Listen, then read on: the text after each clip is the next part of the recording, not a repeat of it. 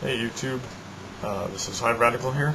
This is my response to Uziy's response to the death of the LDS prophet Gordon Bittner Hinckley. He passed away yesterday evening, and Uziy was rather gleeful about this, and you know, I can see in his view of seeing him as a false prophet, you know, whatever, but I thought it was interesting his reference to the Torah. The Torah will be a common theme throughout this response. I'm going to start off in a similar supercilious vein to his introduction. If you haven't seen this video, I'd suggest watching that first before you see this. A lot of things will make a lot more sense, and you might get a better laugh out of it. So here we go. It's a wonderful day in the neighborhood, a wonderful day for stoning. Won't you be my hurling target?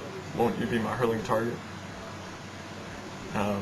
I just thought that went along with his boys and girls intro. You know, I think it's interesting when he talks about people rejecting the Torah. I wonder if he's tried to stone anyone. Uziy, have you tried to stone anyone since you converted to Jewry? Just wondering. He gets on to the point too when it is in his reminiscing about being on this mission and how Hinckley was a counselor to the prophet. Talks about how a prophet should only need God as his counselor. Well, I'd ask the same thing of the lawgiver, Moses.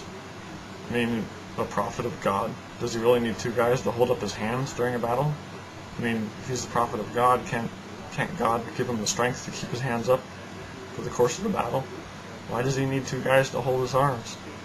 I mean, he's a prophet. He could, you know, just saying. Also, I think it's interesting that, you know, does that make Moses less of a prophet because he had two guys holding up his arms? Then you get Uziy going off on the whole fact that it's become somewhat of a tradition, it seems, as they refer to it in the media, that it's the apostle with the most seniority that ends up becoming prophet in these present days. Now, that's not a set law, so at some point in the future that will probably change, at least for, you know, an instance.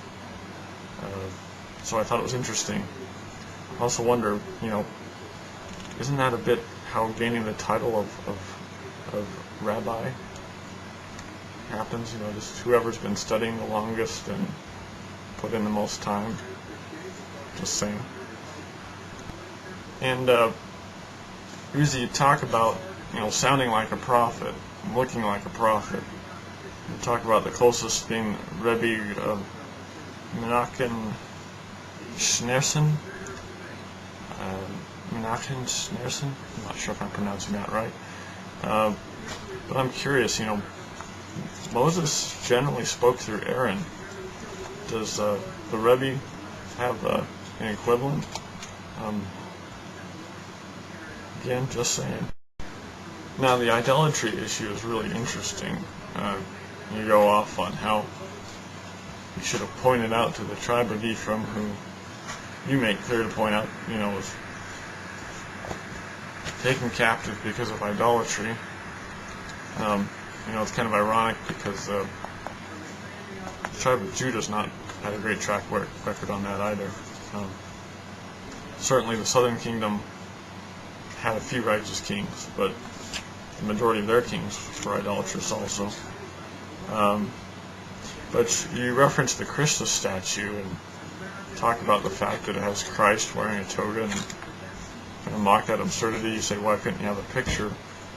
Well, why did Moses have to raise up the fiery serpent? You know, why do you have to get a bronze image of a fiery serpent on the staff? You know, and if it's silly to have Christ in a toga as a statue, why make people look at a bronze snake to heal them? Just saying.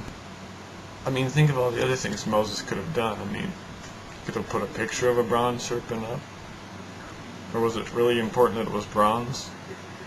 Or, you know, he could have described the bronze serpent to them and have them think about that, and then have that heal them. And then that whole thing of, you know, carrying around a container with a couple of sculptures on it, and using that for religious rites, and carrying it into battle, and just saying. I mean, in your view, what was it? Do you think God was trying to get, you know, the house of Israel through Moses, just kind of wean them off of idols by giving them the bronze serpent and the ark? And just wondering. And you kind of cap it all off with the, you know, just the absurdity of some incarnate God in a toga. Well, you know, what's the big thing with a box with a bunch of figures on it and a staff with a bronze snake? And ultimately, I mean, if you talk about getting things right, well, Moses was classing bats with birds. I mean, bats are pretty different from birds. Certainly they fly. But, you know, he'd set it up there with all the other birds. You know, it's just right there in front of you, like you said. I mean, your words, get it right. It's right there in the Torah. Oh wait, it isn't the Torah. But all the things you're condemning Hinckley for were things that Moses did also. The one who gave the Torah. And you go off to end it with this whole thing on revisionist history. You know, it's not revisionist history. History has already been revised by a lot of people. And many of the Rebbe have revised it. And many other people have revised it. It goes along with the saying of Napoleon that history is a set of lies agreed upon. And that's the whole reason the church needed to be restored, because the Jews got it wrong, and Christ restored it. And then Christ's followers eventually got it wrong, so it's been restored again. The ones revising the history are those that are in the orthodoxy. So, you know, I'd be careful on the whole revisionist history label, because you're following revisionist history.